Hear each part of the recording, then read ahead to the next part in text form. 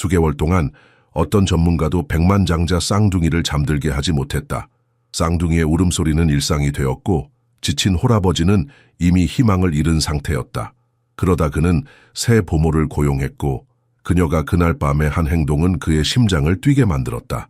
경상북도 포항시 양덕동의 전통 한옥과 현대식 건축이 조화를 이룬 고급 주택가에 위치한 윤태현의 2층 한옥은 새벽 3시 완전한 침묵에 잠겨 있었다.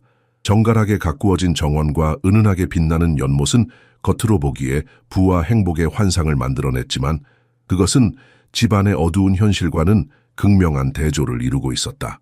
국내 최대 건설회사 중 하나인 대호건설의 사장 윤태현은 피로에 찌든 얼굴과 어두운 다크서클 그리고 헝클어진 머리카락이 또 다른 불면의 밤을 말해주는 듯했다. 수천 명의 직원을 지휘하고 수십억 원의 계약을 성사시키는 그 남자는 지금 자신의 집에서 완전히 길을 잃은 듯했다. 한때 아이들의 웃음소리로 가득 찼던 복도를 걸으며 그는 이제 그곳에 절망만이 메아리치는 것을 느꼈다. 8개월째 윤태현은 온전한 밤잠을 이루지 못했다. 새벽 3시 15분이 되면 어김없이 5살 쌍둥이 아들 동우와 동현의 절망적인 비명이 한옥의 고요를 날카로운 칼날처럼 가르며 아내 지수의 갑작스러운 죽음 이후 시작된 악몽을 다시 불러왔다. 아이들은 완전한 공포 속에서 깨어나 식은땀을 흘리며 통제할 수 없이 떨었다.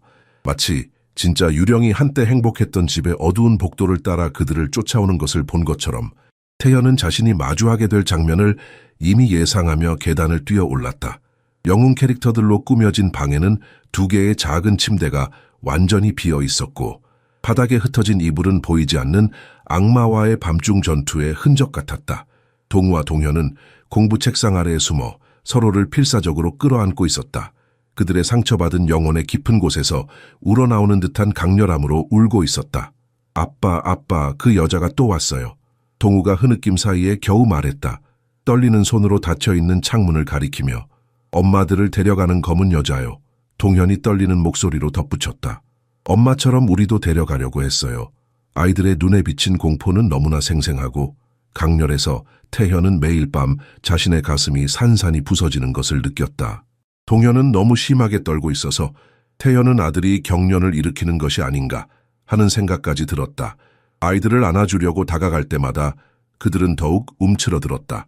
마치 어떤 신체적 접촉도 그들의 고통받는 마음속에 존재하는 공포를 현실로 만들어낼 수 있다는 듯이 얘들아, 여기 아무도 없어. 아빠가 있잖아. 안전해. 태현이 떨리는 목소리로 속삭였다. 하지만 그의 말은 공허하고 확신이 없는 것처럼 들렸다. 그 자신도 길을 잃고 절망적인 기분이었기 때문이다. 이런 순간에 정확히 무엇을 해야 할지 항상 알았던 아내를 잃은 후 그는 어떻게 아버지가 되어야 할지 알 수 없었다. 지수는 항상 아이들을 단 하나의 따뜻한 포옹과 귀에 속삭이는 몇 마디 다정한 말로 달랠 수 있는 천부적인 재능이 있었다. 태현은 지수가 어떻게 아이들의 모든 악몽을 웃음을 자아내는 위로의 이야기를 만드는 기회로 바꿀 수 있었는지 아픈 그리움으로 기억했다. 이제 아이들의 공포 앞에 홀로 선 그는 자신이 완전히 부적합하고 길을 잃은 느낌이 들었다. 마치 폭풍우 치는 바다에서 나침반 없이 항해하는 선원처럼 다음 40분은 예외 없이 매일 밤 반복되는 고통스러운 의식으로 변했다. 태현은 아이들을 침대로 돌아가게 설득하려 노력했다. 따뜻한 식혜가 약간의 위안을 가져다 줄 것이라는 희망으로 건넸다. 떨리는 목소리로 이야기를 들려주었지만 지수가 이야기에 불어넣던 마법은 없었다. 방의 모든 불을 켜서 마치 TV 스튜디오처럼 밝게 만들었고 결국 절망 속에서 아이들의 침대 옆 바닥에서 잠들었다. 아무것도 효과가 없었다. 동우와 동현은 첫 햇살이 커튼 사이로 방을 밝히기 시작할 때만 잠시 졸 수 있었다. 그리고 그마저도 뒤척이는 불안한 수면 시간 동안 전혀 쉬지 못한 것처럼 눈에 띄게 지치고 짜증이 난 채로 깨어났다.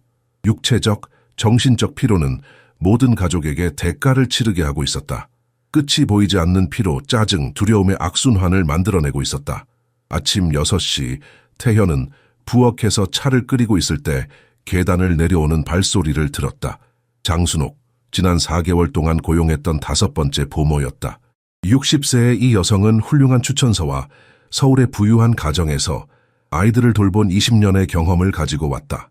일을 시작한 첫날, 그녀는 전통적인 기술과 풍부한 실제 경험으로 무장하고 쌍둥이의 문제를 곧 해결할 수 있을 것이라고 완전히 자신감을 보였다. 이제 알고 있는 모든 방법을 시도한 2주 후, 장순옥은 눈에 띄게 지쳐 보였다. 깊은 다크서클과 태현이 잘 알고 있는 좌절감의 표정을 짓고 있었다. 윤 사장님, 대화를 나눌 필요가 있습니다. 그녀가 말했다. 태현의 눈을 직접 바라보지 않으며 대화가 즐겁지 않을 것이라는 명백한 신호였다. 태현은 이미 무슨 일이 일어날지 정확히 알고 있었다. 이전에 내 부모와 나눴던 것과 똑같은 당혹스러운 대화였다. 모든 방법을 시도해봤습니다. 진정차, 클래식 음악, 시기 변화, 다른 수면 루틴, 이완 운동, 심지어 수년간 배운 몇 가지 대체 요법까지요. 하지만 이 아이들은 제가 제공할 수 없는 전문적인 도움이 필요합니다. 그들은 몇 달 동안 밤에 3시간 이상 자지 못하고 있어요. 이 나이의 아이들에게는 정상적이지 않습니다. 태현은 깊은 한숨을 내쉬며 부엌 테이블에 앉았다. 지수가 매일 아침 아이들과 함께 앉아있던 바로 그 테이블이었다. 아이들의 엉뚱한 농담에 웃으며 주말 재미있는 나들이를 계획하던, 가족 생활에 박동하는 중심이었던 그 거대한 호두나무 테이블은 이제 지수의 부재가 모든 활력을 빨아들인 것처럼 모두가 앉아있을 때조차 텅 비고 차갑게 느껴졌다. 장 여사님, 정말 이해합니다. 떠나시겠다면 말리지 않겠습니다. 태연이 체념한 듯 말했다. 저는 이미 아이들을 3명의 다른 소아과 의사, 2명의 유명한 아동심리학자, 심지어 수면장애 전문 신경과 의사에게도 데려갔습니다. 모든 검사 결과는 완전히 정상이었어요. 의사들은 어머니의 상실로 인한 정서적 트라우마라고 주장하지만 그들이 추천하는 어떤 치료법도 효과적으로 작동하지 않고 있습니다. 대화는 동우와 동현이 부엌으로 내려오면서 갑자기 중단되었다. 그들은 마치 두 작은 좀비처럼 발을 질질 끌며 5살 아이들의 천사 같은 얼굴에 결코 존재해서는 안 될 피곤한 표정을 짓고 있었다. 그들은 장 여사가 정성껏 준비한 영양가 있는 아침 식사를 거의 건드리지 않았다. 그저 음식을 무기력하게 가지고 놀면서 생기 없는 눈으로 허공을 바라볼 뿐이었다.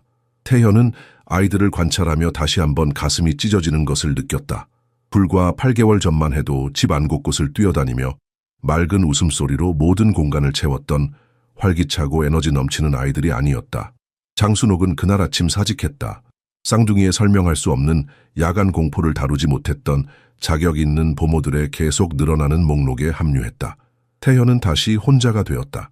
어디로 눈을 돌려야 할지, 다음에 어떤 전략을 시도해야 할지 모른 채. 아이러니하게도 그는 거의 밑바닥에서부터 기업 제국을 건설했고 복잡한 공학 문제를 해결했으며 수백 명의 직원으로 구성된 팀을 전국적으로 인정받는 역량으로 이끌었다. 하지만 여기 자신의 아이들의 겉보기에 해결할 수 없는 고통 앞에서 태현은 완전히 무력하고 길을 잃은 느낌이 들었다. 마치 나침반도 방향도 없이 망망대해를 항해하는 경험 많은 사람처럼. 다음 월요일 태현은 포항 북구의 비즈니스타워 30층에 있는 사무실에서 6개월 동안 일정을 잡는 데 고생했던 일본 투자자들과의 중요한 회의에 필사적으로 집중하려고 했다. 그의 휴대폰은 1시간 동안 5번째로 울렸다. 항상 동우와 동현이 다니는 사립초등학교에서 같은 번호였다. 윤 사장님, 아이들을 즉시 데리러 와주셔야 할 것 같습니다. 학년 주임 선생님이 진심으로 걱정된 목소리로 말했다. 그들은 수학 수업 중에 잠이 들었고 우리가 부드럽게 깨우려고 했을 때 동우가 어두운 곳에 가고 싶지 않다며 절망적으로 소리치기 시작했습니다. 태현은 6개월 동안 세심하게 협상해 온 20억 원 규모의 거래를 앞두고 일본 투자자들에게 당혹스럽게 사과하고 회의에서 뛰쳐나갔다. 학교로 가는 길에 그는 개인 비서에게 전화해 도시의 모든 전문 보모 기관에 연락하도록 요청했다. 비용이 얼마나 들든 상관없이. 학교에 도착한 태연은 교장실에서 동우와 동현을 찾았다. 아이들은 잠들어 있었지만 그것은 극도로 불안한 수면이었다. 온몸을 갑작스럽게 움직이며 작은 신음소리를 내는 것이 주변의 모든 어른들의 마음을 아프게 했다. 윤 사장님, 존중을 담아 말씀드리자면 이 아이들은 집중적인 의료 지원이 필요합니다. 20년 넘게 유아 교육에 종사하며 아이들의 행동에 좀처럼 동요하지 않던 중년의 여성 교장이 말했다. 아이들은 가장 간단한 활동에도 집중하지 못하고 오전 수업 중에 잠이 들며 깨어있을 때도 항상 보이지 않는 위험에 대해 경계 상태에 있는 것 같습니다. 다른 학생들도 점점 겁을 먹기 시작했어요. 태연은 그녀의 말이 절대적으로 옳다는 것을 알았지만 상담했던 모든 전문가들은 한결같이 같은 조언을 반복했다.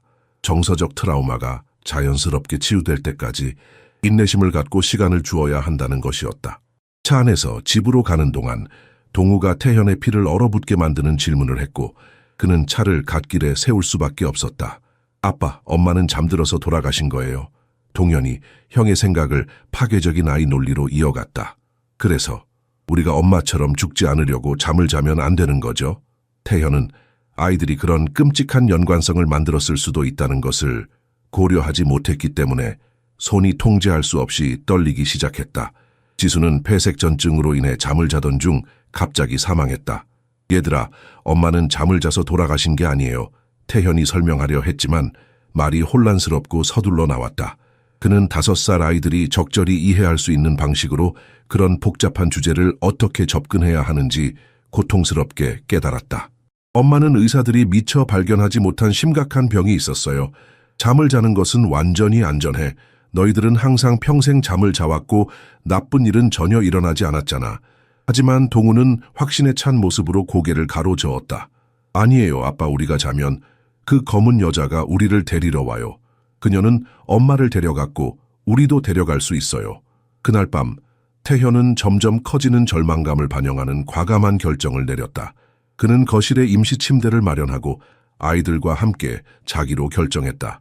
그의 지속적인 신체적 존재가 어떻게든 그들을 안심시킬 수 있기를 바라면서 그는 거실 큰 소파에 아이들의 침대를 나란히 놓고 집의 모든 불을 마치 한낮처럼 켜두었으며 심지어 밤새 현관문에서 지키도록 개인 경비원을 고용했다.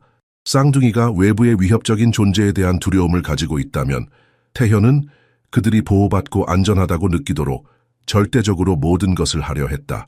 첫 시도에서 그 전략은 부분적으로 효과가 있었다. 동우와 동현은 약 4시간 연속으로 잠을 잘 수 있었고 이는 이전에 조각난 2-3시간에 비해 상당한 진전이었다. 하지만 새벽 2시 두 아이 모두 절망적으로 비명을 지르며 깨어났고 2층으로 올라가는 계단을 가리키며 위협적인 의도를 가진 어두운 그림자가 그들을 향해 내려오는 것을 보았다고 설득력 있게 주장했다. 태현은 계단을 주의 깊게 바라보았지만 집의 조명에 의해 만들어진 일반적인 그림자 외에는 절대적으로 아무것도 보이지 않았다. 그러나 아이들의 눈에 비친 진정한 절대적인 공포는 너무나 진짜이고 강렬해서 그는 자신이 중요한 세부 사항을 놓치고 있는 것은 아닌지 의문을 갖기 시작했다. 다음 날 아침, 절망과 대안 부족으로 인해 태현은 과감한 결정을 내렸다. 정상적인 상황에서는 상상도 할 수 없었던 결정이었다. 그는 집에 초자연적 활동이 있는지 철저히 조사하기 위해 심령현상조사 전문 업체를 고용했다. 그는 개인적으로 이런 종류의 현상을 믿지 않았지만 다른 사람들의 눈에는 아무리 불합리하거나 비과학적으로 보일지라도 어떤 해결책이든 시도할 의향이 진심으로 있었다. 심령조사원들은 정교한 전자장비를 가지고 이틀 밤을 집에서 보냈고 환경에서 감지할 수 있는 비정상적인 활동이 전혀 없다는 확정적인 결론에 도달했다. 문제는 집 자체가 아니라 갑작스럽고 설명할 수 없으며 끔찍한 방식으로 어머니를 잃은 두 어린아이의 트라우마를 입은 마음에 있었다. 그 특별히 어려운 한 주 동안 태현은 각각 인상적인 자격과 트라우마를 겪은 아이들을 다루는 다른 접근 방식을 제공하는 3개의 다른 전문 보모기관에서 유망한 전화를 받았다. 첫 번째 후보자는 아동 수면장애 기술적 전문 지식과 광범위한 병원 경험을 갖춘 은퇴한 간호사였다. 두 번째는 아동 심리학 석사 학위를 가지고 있으며 전문 클리닉에서 독점적으로 트라우마를 겪은 아이들과 일해왔다. 세 번째는 가정집중치료에서 15년의 입증된 경험을 가진 교육자였다. 태현은 주말에 3 전문가와 철저한 면접을 예약했다. 그중 적어도 한 명이 그의 삶이 된 악몽에 대한 효과적인 해결책을 찾을 수 있기를 희망했다. 면접을 기다리는 동안 동우와 동현은 계속해서 절대적으로 끔찍한 밤을 보냈고 잠을 자려고 시도하기 전에 점점 더 복잡한 강박적 의식을 발전시켰다. 그들은 침대 밑을 수십 번 연속으로 확인하고 마치 보호 부적인 것처럼 방의 특정 지점에 물컵을 놓았으며 그들의 악몽을 괴롭히는 신비로운 검은 여자를 쫓아내기 위해 스스로 만든 기도문을 암송했다. 태현은 과학적으로 전혀 의미가 없다는 것을 합리적으로 알면서도 절망적인 아이들에게 일시적인 위안을 제공한다는 것이 분명히 보였기 때문에 이 모든 의식에 종교적으로 참여했다. 주말이 마침내 도착했고 태현은 새 후보자와의 면접을 자신의 집에서 신중하게 준비했다. 이는 동우와 동현이 그들을 직접 만날 수 있고 그가 전문가들과 아이들 사이의 자연스러운 상호작용을 관찰할 수 있게 하기 위함이었다. 첫 번째 후보자인 오희정 박사는 그녀의 기술적 역량을 증명하는 인상적인 학위, 자격증 및 학문적 자격을 포함한 두꺼운 폴더를 들고 아침 9시 정각에 도착했다. 오 박사는 문제에 접근하는 데 있어 매우 기술적이고 과학적인 접근 방식을 가지고 있었다. 일주기 수면 주기, 멜라토닌 생성, 인지행동 치료 및 표준화된 의료 프로토콜에 대해 상세히 설명했다. 쌍둥이들은 너무 많은 복잡한 의학 용어와 전문 용어에 눈에 띄게 위축되어 공식적인 대화 내내 태현 뒤에 수줍게 숨었다. 밤에 놀라서 깰 때 정확히 무엇을 보나요? 오 박사가 전문적인 메모장에 세심하게 필기하며 아이들에게 직접 물었다. 동우와 동현은 긴장하며 서로를 바라보았고 검은 여자에 대해 소공어렸지만 그녀는 그것을 즉시 약물 치료가 필요한 외상 후 스트레스 장애의 명백한 증상으로 임상적으로 해석했다. 윤 사장님, 이 아이들은 긴급히 집중적인 정신과 치료와 매우 가능성이 높게 불안 조절 약물이 필요합니다. 저는 극도로 엄격한 수면 프로토콜을 구현할 수 있지만 군대식 규율이 필요할 것입니다. 두 번째 후보자인 김혜진 교수는 상당히 더 부드러운 접근 방식을 가지고 왔지만 여전히 매우 학문적이고 구조화되어 있었다. 그녀는 전문 치료 장난감과 아동 애도 과정에 관한 기술적인 책으로 가득 찬 서류 가방을 가져왔다. 그녀는 연속 40분 동안 끈질기게 동우와 동현이 자신의 가장 깊은 감정을 그리고 고인이 된 어머니에 대해 공개적으로 이야기하도록 노력했지만 아이들은 그녀가 직접 지수를 언급했을 때 더욱 동요하고 흐느끼기 시작했다. 그들은 분명히 자연스러운 애도 과정을 억제하고 있습니다. 그녀가 태현에게 단호하게 설명했다. 감정적으로 앞으로 나아갈 수 있도록 그들이 죽음의 잔혹한 현실에 직면하도록 강요해야 합니다. 세 번째 후보자는 오후 중반에 2시간 늦게 도착했다. 낡은 가죽 가방을 들고 포항의 양덕동까지 오는 길에 완전히 길을 잃었다며 진심 어린 사과를 했다. 그녀의 이름은 강은하였고 35세에 자연스럽게 풀어헤친 곱슬머리와 동우와 동현이 계단에서 호기심 있게 그녀를 관찰하는 것을 보자마자 문자 그대로 그녀의 얼굴을 밝히는 진정한 미소를 가진 여성이었다. 그녀는 인상적인 대학 학위나 공식적인 기술 전문 지식을 가지고 있지 않았지만 그녀의 눈빛에는 완전히 다른 무언가가 있었다. 심지어 태현까지도 즉시 더 편안하게 만드는 자연스럽고 따뜻한 평온함이었다. 안녕하세요 여러분. 그녀가 즐겁게 말하며 자연스럽게 아이들의 키 높이로 몸을 낮추고 마치 오랜 어린 시절 친구들처럼 이야기했다. 저는 은하예요. 그리고 특별히 너희 둘에게 물어볼 아주 중요한 것이 있어요. 동구와 동현은 다른 두 번의 공식적인 면접 동안 숨어있고 조용했지만 자연스러운 호기심에 이끌려 천천히 다가왔다. 용감한 용들의 흥미진진한 이야기를 좋아하니 그녀가 눈을 반짝이며 물었다. 쌍둥이의 눈이 즉시 밝아졌고 그들은 몇 시간 만에 처음으로 진정한 관심의 징후를 보이며 수줍게 고개를 끄덕였다. 다행이네. 왜냐하면 난 밤에 아이들을 보호하는 특별한 용들의 매혹적인 이야기를 많이 알거든. 은하가 전염성 있는 열정으로 계속했다. 나쁜 것을 모두 쫓아내고 평화로운 꿈을 보장하는 착한 용들이야. 태현은 은하가 몇 달 만에 처음으로 아이들을 웃게 만들었을 때 점점 커지는 놀라움으로 지켜보았다. 그가 거의 잊어버렸던 소리였다. 강은하는 지수에 대해 침략적이거나 임상적인 질문을 하지 않았고 기술적인 방식으로 아이들의 행동을 심리적으로 분석하려고 하지도 않았다. 대신 그녀는 거실의 차가운 바닥에 편안하게 앉아 두 용감한 형제 드래곤에 관한 완전히 즉흥적인 이야기를 들려주기 시작했다. 그들은 서로를 돌보며 위협적인 밤의 괴물들로부터 마법의 도시를 보호하는 용들이었다.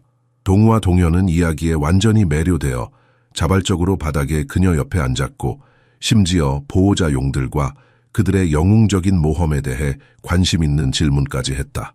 어떻게 특별히 이런 방식으로 아이들을 다루는 법을 배웠나요? 아이들이 은에게 보여주기 위해 특별한 장난감을 가지러 흥분하며 위층으로 올라갔을 때 태현이 호기심 있게 물었다.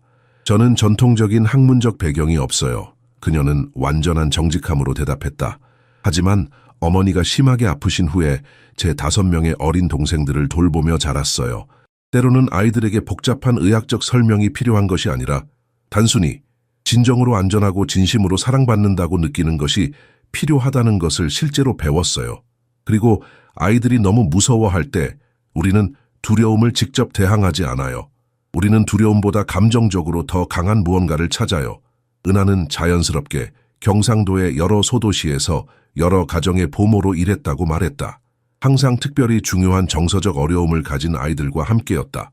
그녀는 부유한 가정의 추천서나 고급 한옥에서의 이전 경험은 없었지만 진정한 돌봄과 무조건적인 많은 사랑을 통해 심각한 트라우마를 극복한 아이들의 감동적인 이야기를 가지고 있었다. 윤 사장님, 저는 일주일 안에 아이들의 문제를 해결하겠다고 약속할 수 없어요. 그녀는 감동적인 진실함으로 태현의 눈을 직접 바라보며 말했다. 하지만 제 자신의 친자식들처럼 그들을 사랑하겠다고 엄숙히 약속할 수 있어요. 동우와 동현이 좋아하는 장난감으로 가득 찬 무거운 상자를 들고 돌아왔을 때 은하는 다음 1시간 동안 거실 바닥에서 그들과 열정적으로 놀았다. 그녀는 각 인형에 대해 완전히 다른 목소리를 발명하고 정교한 상상의 모험을 만들어냈으며 아이들을 너무 자연스럽고 자발적으로 웃게 만들어서 태현은 감동의 눈물을 참아야 했다. 그는 집에서 그 놀라운 소리, 오랫동안 절망적인 울음소리와 끔찍한 악몽만 메아리쳤던 복도를 채우는 진정한 아이들의 기쁨 소리를 몇 달 동안 듣지 못했다. 오후가 끝나고 불가피하게 은하가 떠날 시간이 되었을 때 동우는 조심스럽게 그녀의 손을 잡고 희망에 차서 물었다. 내일 돌아와서 용들의 더 많은 놀라운 이야기를 들려주실 거예요? 동현이 즉시 덧붙였다. 그리고 우리 집에서 주무실 수 있어요. 우리는 밤에 너무 무서워요. 태현은 은하가 아이들을 애정 어린 눈으로 바라본 다음 자신을 바라볼 때 그녀의 얼굴에 나타난 진심, 어린 걱정의 표정을 관찰했다. 마치 자신이 떠맡고 있는 책임을 평가하고 있는 것처럼 너희 아빠가 허락하신다면 저는 여기 머물면서 많은 사랑으로 너희들을 돌보는 것을 정말 좋아할 거야. 그녀가 부드럽게 대답했다. 사실 나는 특별히 용감한 아이들의 수면을 보호하는 마법의 용들에 관한 아주 특별한 이야기를 알고 있어. 은하는 다음 월요일부터 일을 시작했고 산타나 가족의 집에 완전히 다른 활력을 주는 에너지를 가져왔다. 그녀는 절차 매뉴얼이나 엄격한 의료 프로토콜로 무장하고 오지 않았다. 대신 즉시 동우와 동현의 자연적인 호기심을 자극한 신비로운 물건들로 가득 찬 신비한 가방을 가져왔다. 은하의 가방에는 다양한 크기의 색색의 수정, 작은 멜로디 풍경, 다른 향기가 나는 향기로운 주머니, 그리고 수년 동안 수백 번 매우 사랑받고 다시 읽힌 것처럼 보이는 여러 권의 어린이 이야기책이 들어있었다. 무엇보다도 저는 너희 둘을 훨씬 더 잘 알아야 해요. 태현이 직장으로 나간 후 은하가 쌍둥이에게 애정을 담아 말했다. 밤의 가장 어려운 부분이 정확히 무엇인지 내게 말해줄래요? 동우와 동현은 서로를 바라보며 여전히 약간 수줍어했지만 은하의 방식에는 설명할 수 없을 정도로 차분하고 포용적인 무언가가 있어 그들이 솔직하게 이야기하는 것을 진정으로 안전하게 느끼게 했다. 우리가 침대에 누워서 눈을 감을 때예요. 동우가 작은 목소리로 대답했다. 검은 여자가 즉시 나타나서 엄마를 데려간 것처럼 우리를 데려가려고 해요.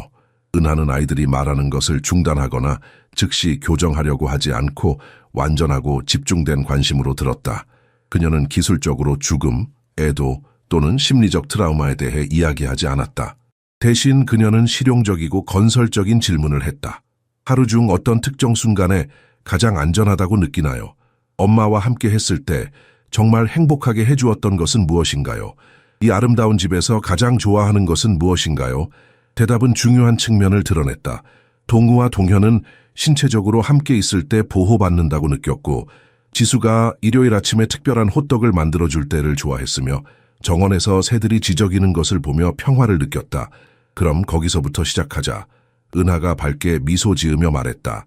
너희 둘만을 위한 특별하고 맞춤화된 보호를 만들면 어떨까? 너희만의 독점적인 것으로 어떤 검은 여자도 통과하거나 깨뜨릴 수 없는 것. 그 아이디어는 아이들을 깊이 매료시켰고 그들은 즉시 이 신비로운 보호가 어떻게 작동할지 알고 싶어 했다. 은하는 그들이 진정으로 행복하게 느끼고 완전히 사랑받는다고 느끼게 하는 것들로만 구성된 강력한 마법의 방패를 함께 만들 것이라고 인내심 있게 설명했다.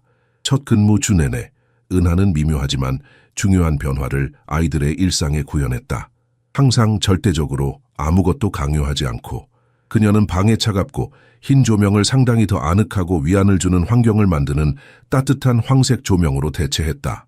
그녀는 나쁜 에너지를 쫓아내고 좋고 평화로운 꿈을 끌어들이는 초자연적인 힘을 가지고 있다고 설명하며 작은 멜로디 풍경을 창문에 매달았다. 색색의 수정은 은하가 발명하고 아이들이 열정적으로 받아들인 각각 특정한 특별한 기능을 가지고 집 전체에 전략적으로 배치되었다. 태현을 가장 감동시킨 것은 은하가 어떻게 마법처럼 이전에 절대적인 공포의 순간이었던 취침 시간을 동우와 동현이 긍정적인 기대감으로 기다리기 시작한 것으로 변화시켰는지였다. 그녀는 밤의 수호자 의식이라고 부르는 정교하고 매력적인 의식을 만들었다. 먼저 아이들은 은하에 따르면 입증된 진정 및 보호 특성을 가진 천일염과 라벤더가 들어간 따뜻한 목욕을 했다. 그런 다음 그들은 민주적으로 그날 밤 듣고 싶은 용 이야기를 특별히 선택했다. 은하는 이야기를 매력적으로 들려주는 놀라운 자연스러운 재능을 가지고 있었다. 그녀는 단순히 기계적으로 책을 읽는 것이 아니라 완전히 다른 목소리로 각 캐릭터를 극적으로 해석하고 몰입적인 드라마틱한 제스처를 취하며 동우와 동현을 모험의 주인공이자 영웅적인 인물로 포함시켰다. 이야기는 항상 충성스러운 보호 드래곤의 도움을 받아 성공적으로 밤의 도전을 극복하는 두 용감한 형제에 관한 것이었다. 점차적으로 아이들은 자신을 무력한 희생자가 아닌 용감하고 적극적인 영웅으로 보기 시작했다. 매혹적인 이야기 후에는 의식의 가장 중요하고 의미 있는 부분이 왔다. 마법 보호 방패의 활성화. 은하는 특별한 색색의 수정을 사용하여 침대 주변의 신성한 보호의 원을 만드는 법을 인내심 있게 아이들에게 가르쳤다. 각 수정은 특정 특성을 나타냈다. 용기, 무조건적인 사랑, 신성한 보호, 내면의 평화, 가족의 결합. 동우와 동현은 은하가 방을 진정시키는 향기로 부드럽게 향기롭게 하는 작은 라벤더 향을 피우는 동안 그들이 진정으로 안전하고 완전히 보호받고 진정한 사랑으로 둘러싸여 있다는 것을 큰 소리로 확신을 가지고 반복했다. 가장 놀라운 것은 이 겉보기에 간단한 일상이 효과적으로 작동하기 시작했다는 것이다. 첫날 밤 쌍둥이들은 여전히 항상 그랬던 것처럼 놀라서 깨어났지만 절대적인 공포 속에서 비명을 지르는 대신 그들은 작은 소리로 은하를 불렀고 그녀는 활성화된 보호 방패와 경계하는 수호 드래곤에 대해 상기시키며 그들을 빠르게 진정시킬 수 있었다.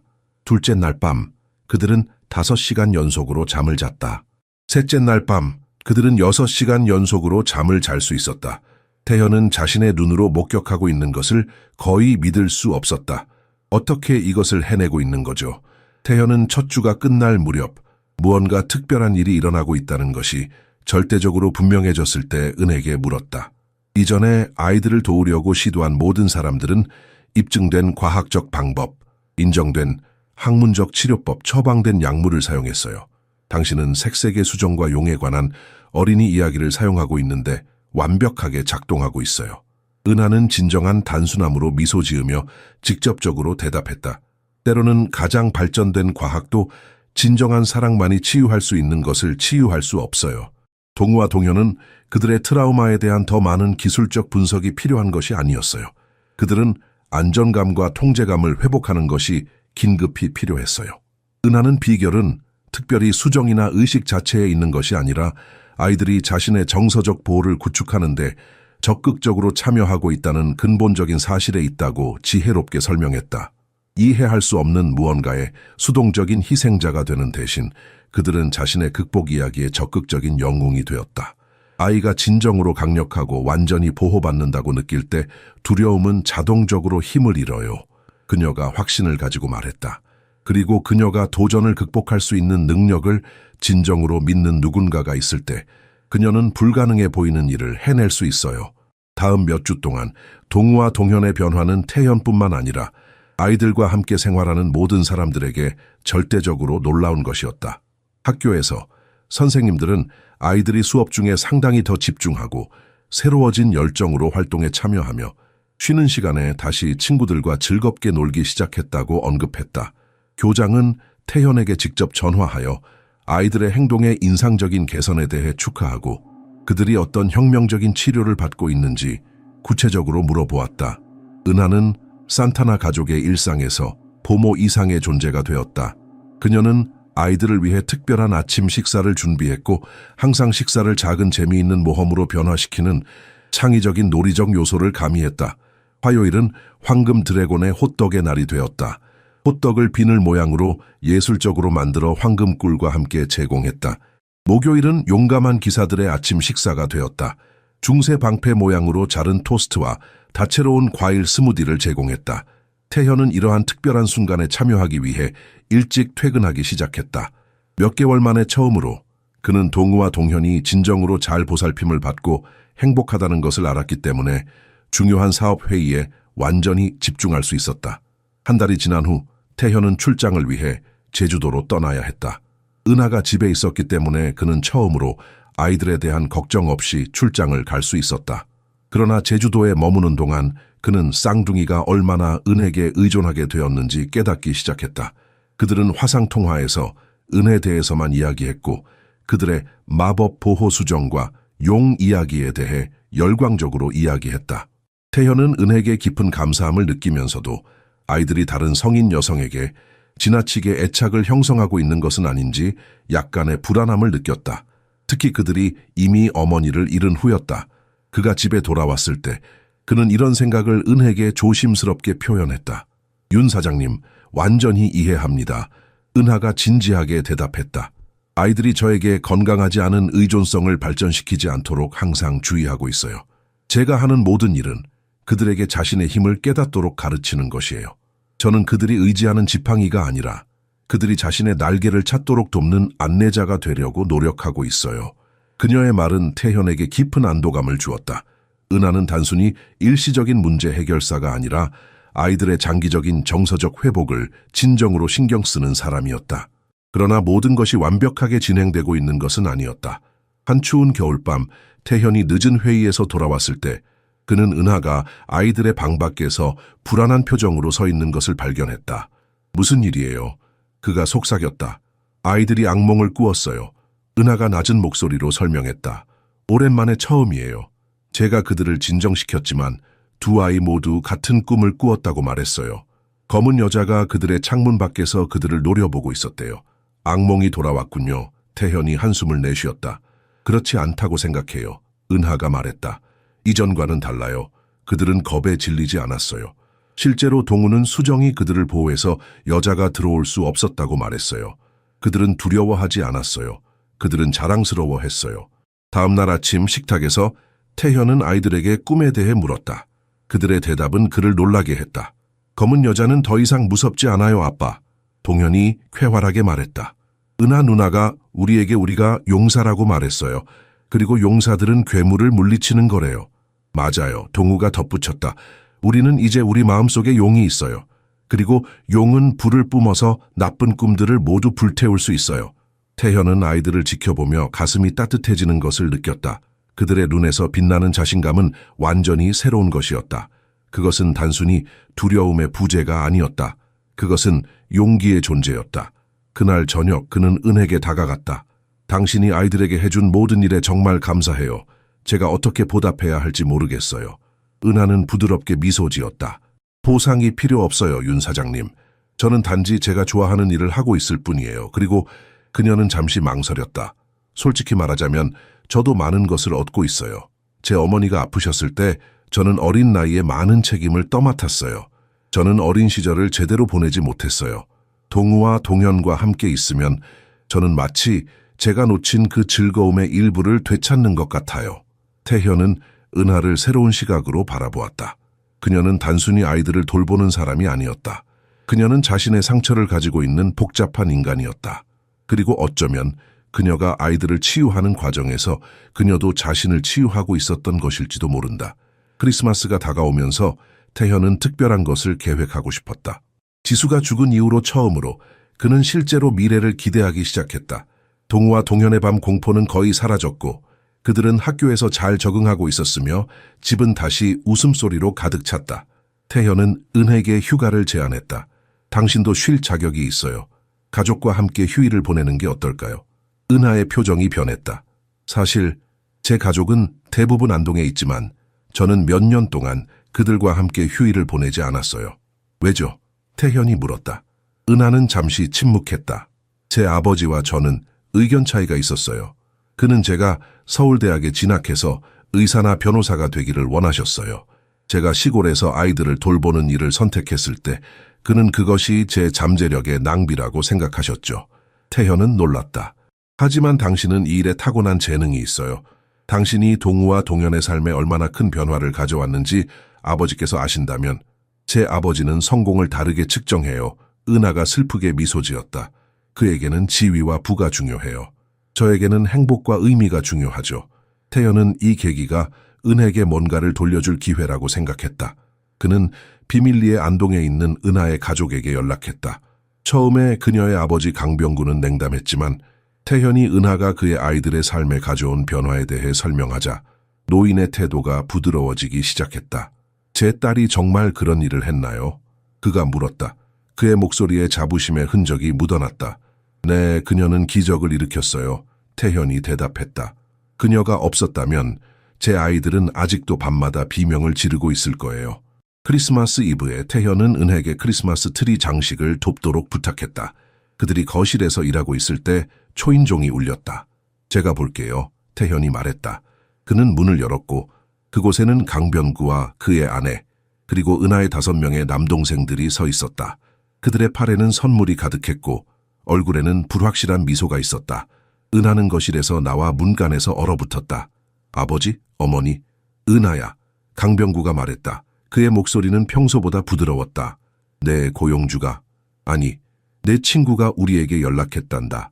네가 얼마나 중요한 일을 하고 있는지 말해주었어. 당신이 이걸 했어요? 은하가 놀라서 태현에게 속삭였다. 태현은 고개를 끄덕였다. 당신은 우리 가족을 치유해 주었어요. 저는 당신이 당신의 가족과도 치유의 기회를 가지길 바랐어요. 눈물이 은하의 눈에 고였다. 고맙습니다. 그녀가 말했다. 그날 밤 태현의 집은 웃음과 대화로 가득 찼다. 동우와 동현은 은하의 동생들과 함께 놀며 즉시 친해졌다. 그들은 모두 함께 크리스마스 이브 전통 저녁 식사를 즐겼다. 갈비찜, 잡채, 만두, 그리고 물론 김치. 식사 후 강병구는 태현을 옆으로 불렀다. 윤 사장님, 제 딸에 대해 말씀해 주셔서 감사합니다. 저는 항상 그녀가 의사나 변호사가 되길 원했습니다. 하지만 이제 보니 그녀는 이미 치유자입니다. 단지 다른 방식으로요. 태현은 미소 지었다. 네, 그녀는 정말 특별한 재능을 가지고 있습니다. 그녀는 당신의 아이들에게 정말 좋은 영향을 주고 있군요. 강병구가 말했다. 네, 하지만 그것뿐만이 아닙니다. 태현이 조용히 대답했다. 그녀는 저에게도 좋은 영향을 주고 있어요. 강병구는 의미심장한 눈빛으로 태현을 바라보았다. 그렇군요. 그가 말했다. 그것 또한 좋은 일이네요. 크리스마스 아침, 동우와 동현은 평소보다 일찍 일어나 흥분된 목소리로 모두를 깨웠다. 거실은 곧 찢어진 포장지와 환호성으로 가득 찼다. 그러나 진정한 놀라움은 은하가 아이들에게 준 선물이었다. 그녀는 그들 각각에게 정교하게 만든 작은 나무 상자를 주었다. 상자 위에는 용의 정교한 그림이 있었고 안에는 각 아이의 이름이 한글로 새겨진 작은 옥 용 조각이 있었다. 이것은 특별한 부적이에요. 은하가 설명했다. 내 할머니가 내게 주셨던 것과 같은 거예요. 이 용들은 항상 너희를 보호할 거야. 심지어 내가 옆에 없을 때도. 당신이 없을 때요? 태연이 물었다. 그의 마음에 갑작스러운 불안감이 스쳤다. 은하는 그에게 안심시키는 미소를 지었다. 제가 어디 가는 건 아니에요. 하지만 아이들이 저에게만 의존하지 않고 자신의 힘을 찾는 것이 중요해요. 아침 식사 후 은하의 가족이 떠날 준비를 하는 동안 태현은 자신의 선물을 은혜에게 주었다. 그것은 작은 상자였고 안에는 섬세하는 팔찌가 있었다.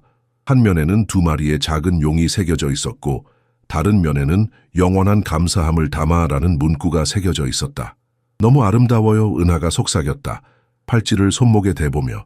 이것은 단지 감사의 표시일 뿐이에요. 태연이 말했다. 당신은 우리 가족에게 빛을 다시 가져왔어요. 그들의 눈이 마주쳤고 그 순간 무언가가 그들 사이에서 바뀌었다. 태연은 오랫동안 느끼지 못했던 따뜻함이 가슴에 번지는 것을 느꼈다. 은하의 가족이 떠난 후 그녀는 태연에게 다가왔다. 제가 가족과 화해할 수 있게 해주셔서 감사합니다. 그것은 제가 받은 가장 좋은 선물이에요. 당신의 가족은 당신을 정말 자랑스러워하는 것 같아요. 태연이 말했다. 네, 마침내요. 은하가 미소 지었다. 아버지가 제 방식을 이해하기 시작하셨어요. 그는 치유가 항상 의학 학위를 필요로 하지는 않는다는 것을 보기 시작하셨어요. 그날 오후 동우와 동현이 새 장난감을 가지고 놀고 있을 때 태현과 은하는 부엌에서 차를 마시며 앉았다. 앞으로의 계획이 있으신가요? 태현이 물었다. 전문적으로 말이에요. 은하는 잠시 생각했다. 저는 언젠가 어려운 아이들을 위한 치유센터를 세우고 싶어요. 전통적인 치료법과 현대 심리학을 결합한 곳이요. 많은 아이들이 표준 접근법으로는 도달할 수 없는 방식으로 도움이 필요해요. 그것은 놀라운 아이디어네요. 태현이 말했다. 사실 저는 그런 프로젝트에 투자하는 것에 관심이 있을 수도 있어요. 은하의 눈이 커졌다. 정말요? 물론이죠. 태현이 대답했다. 제가 본 것은 당신이 진정한 재능을 가지고 있다는 거예요. 더 많은 아이들이 그 혜택을 받아야 해요. 그것은 제 꿈이에요. 은하가 말했다. 그녀의 목소리는 감정으로 떨렸다. 그 대화는 새로운 가능성의 문을 열었다. 그들은 그날 오후 내내 계획에 대해 이야기했다. 은하의 비전과 태현의 사업 전문 지식이 결합되어 그들은 정말로 변화를 만들 수 있는 무언가를 창조할 수 있을 것 같았다. 그날 밤 태현은 아이들을 침대에 눕히기 위해 은하와 함께 올라갔다. 그들은 이제 의식에 익숙해져 있었다. 편안한 목욕, 용 이야기, 그리고 마법 보호 방패의 활성화. 그러나 오늘 밤 뭔가 다른 것이 있었다. 동우와 동현은 그들의 새 용 부적을 자랑스럽게 베개 옆에 두었다. 이제 더 이상 무서울 필요가 없어요. 동현이 선언했다. 우리는 용 수호자가 있어요. 그리고 우리는 서로가 있어요. 동우가 덧붙였다. 그의 쌍둥이 형제의 손을 잡으며. 태현은 은하를 바라보았고 그녀의 눈에 반짝이는 눈물을 보았다. 그는 그녀의 손을 부드럽게 잡았고 그녀는 자신의 손을 빼지 않았다. 그들은 그렇게 함께 서서 잠들어가는 아이들을 지켜보았다. 더 이상 공포에 사로잡히지 않고 평화롭게 안전하게. 새해가 시작되면서 태현의 집에는 새로운 일상이 자리 잡았다. 아침에는 활기찬 아침 식사와 학교 준비, 저녁에는 따뜻한 저녁 식사와 가족 시간, 그리고 밤에는 이제 기대되는 시간이 된 취침 의식이 있었다. 날씨가 추워지면서 은하는 온돌 바닥에 두꺼운 이불을 깔고 아이들과 함께 앉아 차를 마시며 더 긴 이야기를 들려주는 새로운 전통을 시작했다. 오늘 밤에는 특별한 이야기가 있어요. 어느 저녁 은하가 말했다. 아이들이 편안하게 이불 속에 자리 잡은 후 이것은 제 할머니가 저에게 들려주신 이야기예요. 그녀의 할머니로부터 전해진 이야기죠. 동우와 동현은 기대감으로 눈을 반짝였다. 그들 옆에 앉은 태현도 은하의 이야기에 빠져들었다. 그녀의 목소리에는 마법 같은 무언가가 있었다. 부드럽고 따뜻하지만 동시에 깊고 강력했다. 오래전 한반도의 산의 태양처럼 빛나는 비늘을 가진 황금용이 살았어요. 은하가 시작했다. 이 용은 골짜기에 사는 모든 아이들을 보호했고 특히 잠을 자는 동안 그들을 지켰어요. 하지만 어느 날 암흑의 여신이 시기심에 가득 차 용을 산 깊은 동굴에 가두어 버렸어요. 암흑의 여신이요? 동우가 물었다. 약간 불안한 목소리로. 은하는 고개를 끄덕였다. 네, 그녀는 아이들이 용을 사랑하는 것을 질투했어요. 그녀는 아이들의 꿈을 훔쳐 자신의 힘을 키우고 싶었기 때문에 보호자인 용을 가두어 버렸어요. 그래서 아이들은 어떻게 했어요?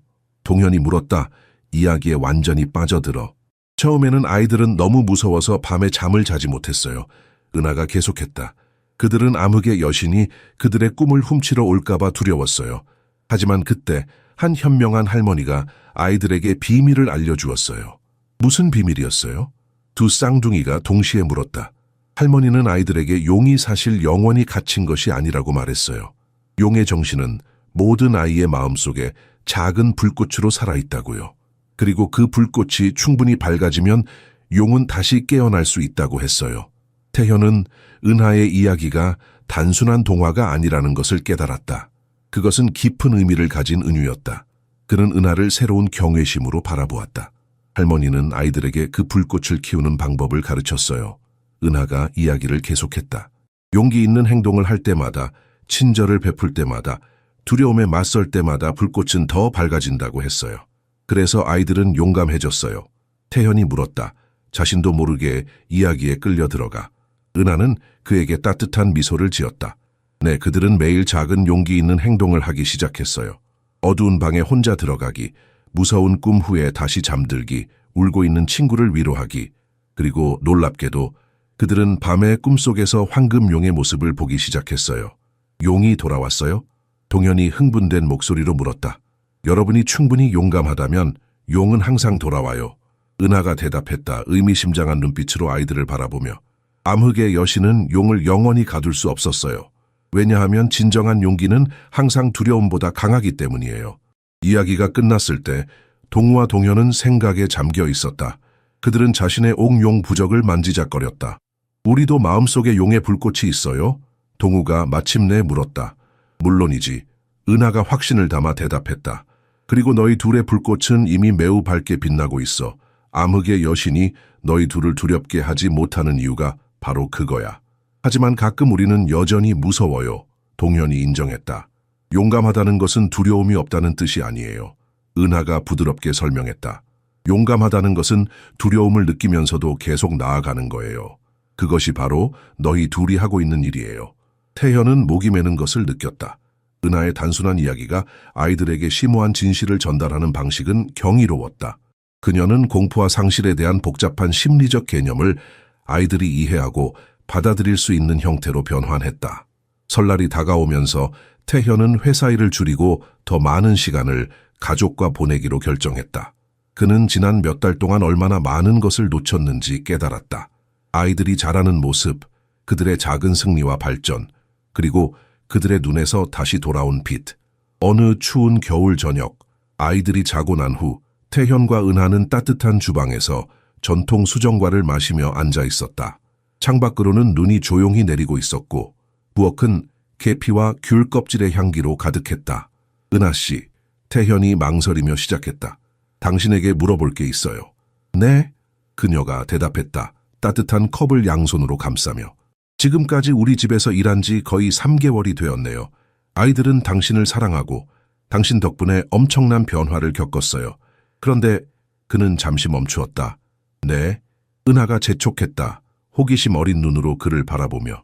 당신은 여기서 행복한가요? 그가 마침내 물었다. 은하는 깜짝 놀란 듯했다. 물론이죠. 동우와 동현은 제가 만난 가장 특별한 아이들이에요. 그리고 당신은, 그녀는 잠시 망설였다. 당신은 매우 훌륭한 고용주세요. 단지 고용주로서만요? 태현이 물었다. 그의 목소리는 평소보다 부드러웠다. 그들의 눈이 마주쳤고 방 안의 공기가 변했다. 은하의 뺨이 붉어졌지만 그녀는 시선을 돌리지 않았다. 아니요. 그녀가 조용히 대답했다. 단지 고용주가 아니에요. 태현은 깊게 숨을 들이마셨다. 지수가 떠난 후 저는 다시 이런 감정을 느낄 수 있을 거라고 생각하지 않았어요. 처음에는 죄책감이 들었어요. 마치 그녀를 배신하는 것처럼요. 그것은 배신이 아니에요. 은하가 부드럽게 말했다. 그것은 치유의 일부예요. 지수 씨는 당신이 영원히 슬픔에 갇히기를 원하지 않았을 거예요. 어떻게 알아요? 태현이 물었다. 은하는 미소를 지었다. 당신이 그녀에 대해 말했던 모든 것으로 보아 그녀는 매우 사랑이 많고 이타적인 사람이었어요. 그런 사람은 자신이 사랑하는 이들이 행복하기를 원하죠. 태현은 눈물이 그의 눈에 맺히는 것을 느꼈다. 맞아요. 그녀는 그랬어요. 잠시 침묵이 흘렀다. 밖에서는 눈이 계속 내리고 있었고 멀리서 풍경 소리가 들려왔다. 하지만 태현이 계속했다. 이것은 복잡해요. 당신은 우리 집에서 일하고 있어요. 아이들은 당신에게 매우 의존하고 있고 만약 우리가 그는 적절한 말을 찾기 위해 고심했다. 만약 우리의 관계가 변한다면 은하가 그의 생각을 완성했다. 그리고 잘 되지 않는다면 네, 저도 그것에 대해 생각해봤어요. 그럼 어떻게 생각해요? 태현이 물었다. 은하는 깊게 생각하는 듯했다. 저는 동우와 동현을 사랑해요. 그것은 바뀌지 않을 거예요. 그리고 당신에 대한 제 감정도. 그녀는 살짝 웃었다. 그것도 바뀌지 않을 것 같아요. 하지만 우리는 서두를 필요가 없어요. 우리는 시간을 가질 수 있어요. 태현은 안도감을 느꼈다. 그녀의 지혜는 항상 그를 놀라게 했다. 당신 말이 맞아요. 우리는 천천히 나아갈 수 있어요. 그리고 아이들에게 정직해야 해요. 은하가 덧붙였다. 그들은 매우 직관적이에요. 이미 무언가를 감지했을지도 몰라요. 태현은 고개를 끄덕였다. 동현이 어제 저에게 당신이 우리 가족의 일부가 될 수 있는지 물었어요. 은하의 눈이 커졌다. 정말요? 그가 뭐라고 했어요? 그는 은하 누나가 영원히 우리와 함께 살 수 있냐고 물었어요. 태현이 미소 지으며 말했다. 그리고 내가 왜 그렇게 생각하는지 물었을 때 그는 왜냐하면 아빠가 은하 누나를 볼 때, 엄마를 볼 때처럼 눈이 반짝이니까요 라고 말했어요. 은하의 눈에 눈물이 고였다. 아이들은 정말 놀라워요. 그들은 우리보다 더 많은 것을 봐요.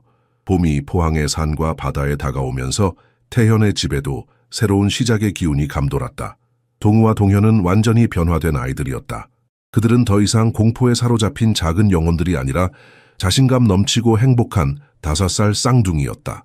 이제 그들은 스스로 잠자리에 들 준비를 하고 자랑스럽게 자신들의 용 부적을 베개 밑에 두었다. 은하는 이 놀라운 변화를 지켜보며 가슴이 따뜻해졌다. 어느 봄날 오후 그녀는 태현에게 특별한 제안을 했다. 아이들이 얼마나 잘하고 있는지 생각해보면 이제 그들이 마지막 단계를 밟을 시간인 것 같아요. 그녀가 말했다. 마지막 단계요? 태현이 물었다. 은하는 고개를 끄덕였다.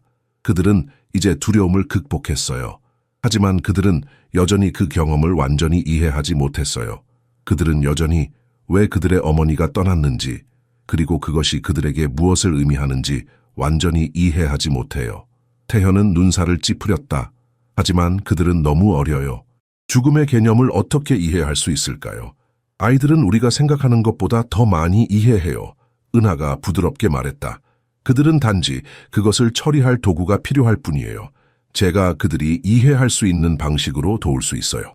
다음 날 은하는 아이들을 정원으로 데려갔다. 그녀는 작은 나무 상자를 가져왔고 그 안에는 3개의 종이 등불, 작은 붓과 잉크, 그리고 밝은 색의 한지가 들어있었다. 오늘 우리는 특별한 것을 할 거예요. 그녀가 설명했다. 이것은 추억 등불이라고 해요. 내 할머니가 가르쳐 주신 오래된 전통이에요. 아이들은 호기심에 찬 눈으로 지켜보았다. 태연도 정원으로 나와 그들과 함께했다. 이 등불은 우리의 생각과 감정을 하늘로 전달해요. 은하가 계속했다. 우리가 말하기 어려운 것들, 우리 마음속 깊은 곳에 있는 것들을 전달하죠. 그녀는 가가이에게 한지 한 장을 주었다. 너희 엄마에게 하고 싶은 말이 있니? 혹은 그려주고 싶은 그림이 있니? 동우와 동현은 서로를 바라보았다. 처음에는 망설이는 듯했지만 곧 종이 위에 그림을 그리기 시작했다. 동우는 가족의 그림을 그렸다.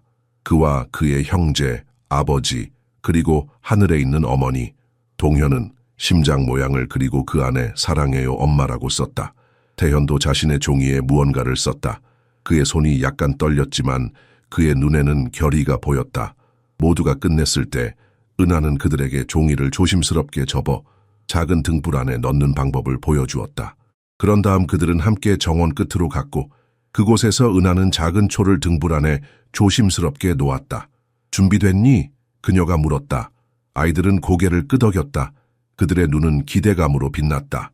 은하는 쇠에 불을 붙였고 따뜻한 공기가 등불을 천천히 부풀렸다. 이제 우리 모두 함께 등불을 놓을 거예요. 하나, 둘, 셋. 그들은 동시에 등불을 놓았다. 3개의 작은 불빛이 천천히 저녁 하늘로 올라갔다. 봄바람에 부드럽게 흔들리며 우리의 말과 그림이 지금 엄마에게 가고 있어요. 은하가 부드럽게 설명했다. 그녀는 항상 우리를 지켜보고 있고 항상 우리 마음속에 있어요. 동현의 눈에 눈물이 고였다. 엄마가 볼 수 있을까요? 네, 볼 수 있을 거예요. 은하가 확신을 담아 말했다. 사랑은 결코 정말로 사라지지 않아요. 그것은 단지 형태를 바꿀 뿐이에요. 마치 눈이 녹아 물이 되고 물이 구름이 되는 것처럼요. 보이지 않을지라도 여전히 거기에 있어요. 등불이 밤하늘에서 작은 별처럼 사라져갈 때 동우가 조용히 물었다. 이제 엄마는 행복한가요? 태연은 말을 잃었다. 그는 아이들에게 어떻게 대답해야 할지 몰랐다. 하지만 은하는 자연스럽게 무릎을 꿇고 아이들의 눈높이에 맞추었다.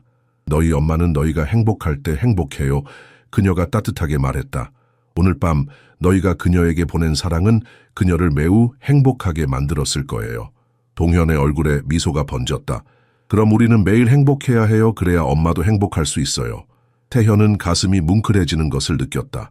은하의 지혜로운 인도 덕분에 아이들은 어머니의 죽음을 영원한 상실이 아닌 사랑의 변형으로 이해하기 시작했다. 그날 밤 취침 시간에 은하는 새로운 의식을 소개했다. 그녀는 작은 종이 접시 3개와 물감, 그리고 양초를 가져왔다. 오늘 밤에는 우리 자신만의 개인 보호막을 만들 거예요. 그녀가 설명했다.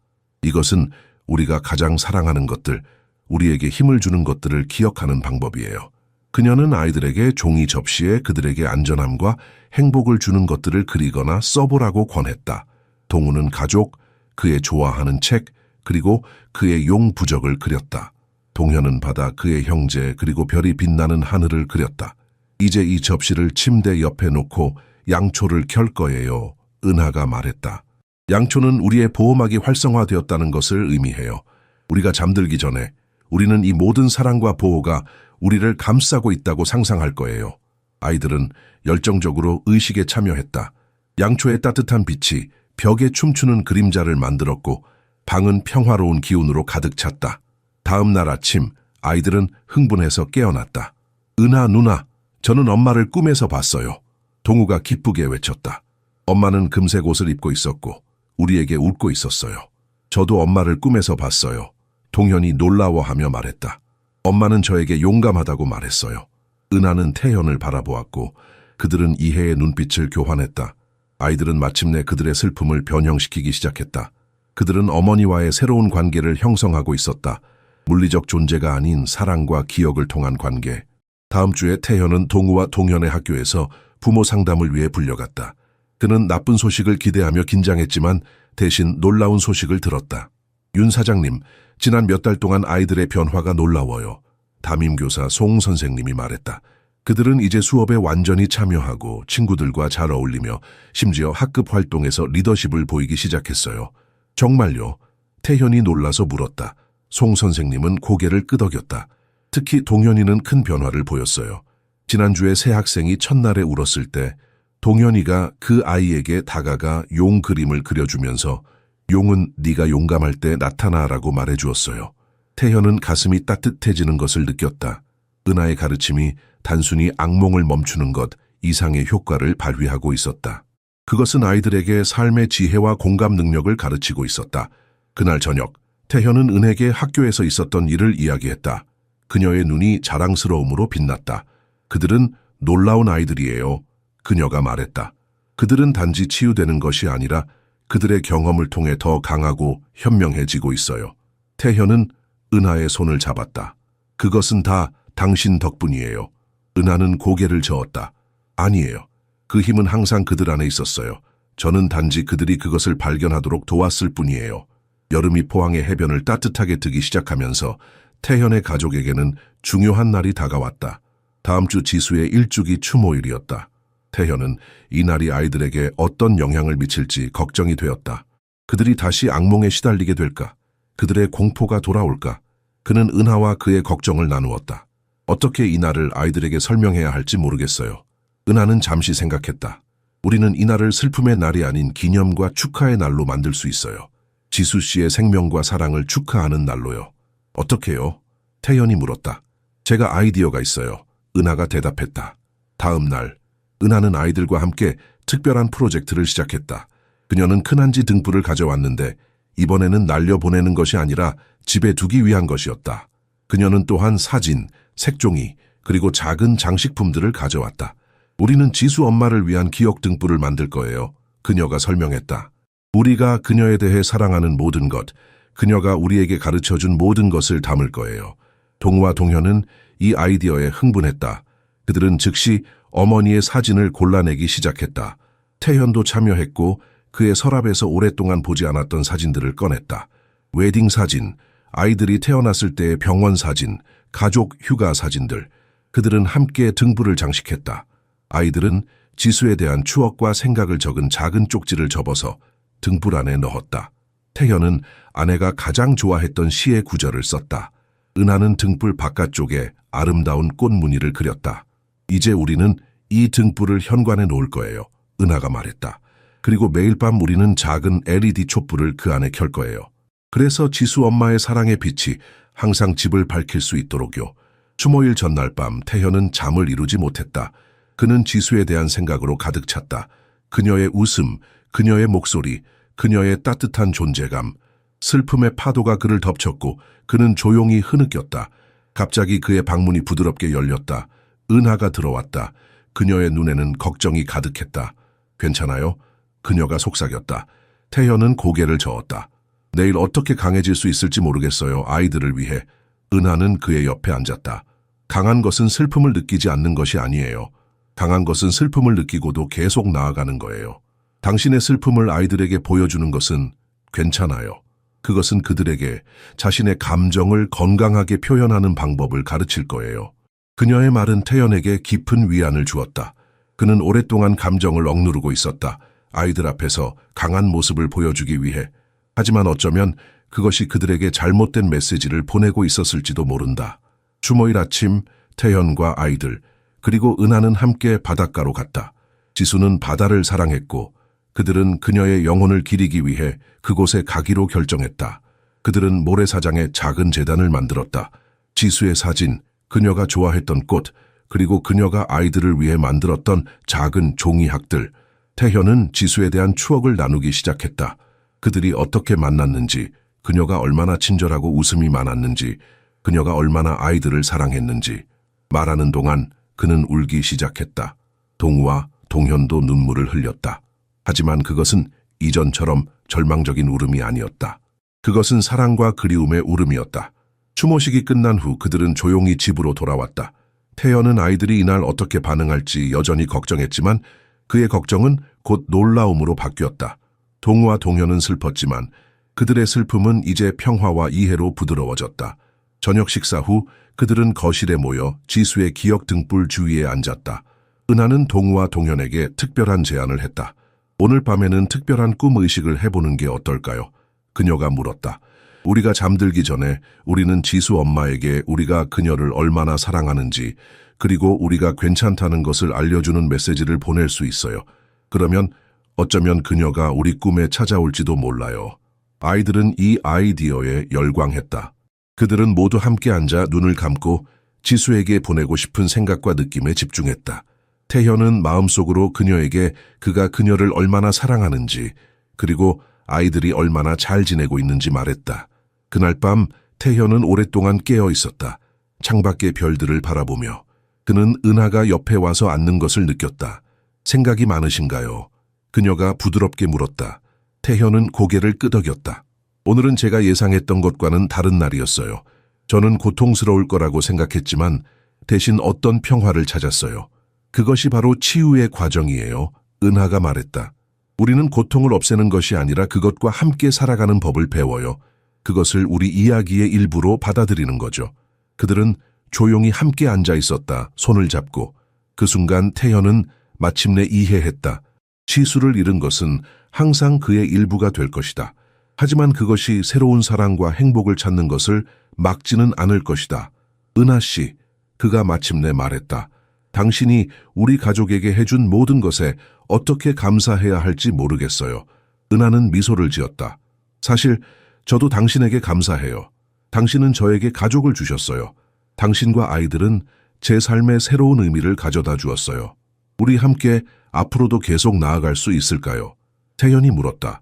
그의 목소리는 희망으로 가득했다. 네, 은하가 확신을 담아 대답했다. 함께요. 다음 날 아침 태연은 활기차게 깨어났다.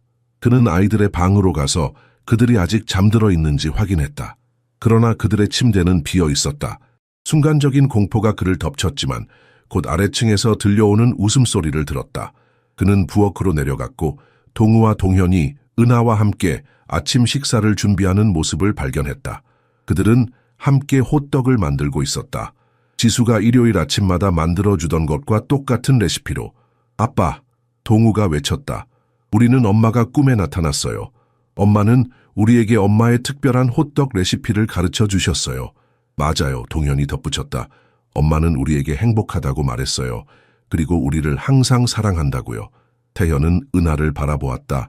질문이 그의 눈에 담겨 있었다. 저는 지수 씨가 어떤 사람이었는지에 대해 아이들과 많은 이야기를 나눴어요. 그녀가 부드럽게 설명했다. 그리고 저는 당신이 저에게 그녀의 요리책을 보여주었던 것을 기억했어요.